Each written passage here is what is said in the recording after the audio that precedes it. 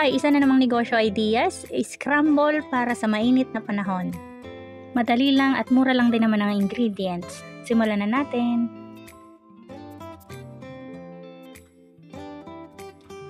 Ang scramble ay may mga toppings. Ang gagamitin natin is mallows, sprinkles, syempre ang ating choco syrup, pampasarap din to. Ito naman, binili ko na lang siya ng nakabattle na, pero pwede din kayong magluto na lang ng choco syrup. Gagamit din tayo ng mga mini spoon.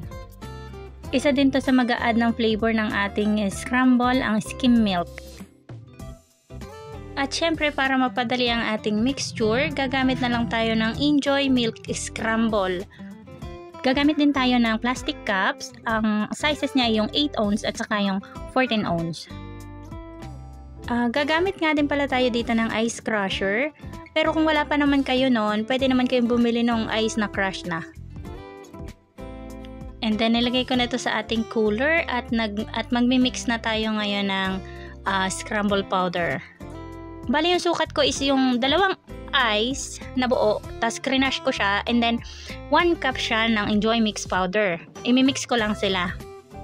Sa lasa naman depende sa inyo, pero yung combination ko noon, 2 ice tapos 1 cup, okay na sa akin.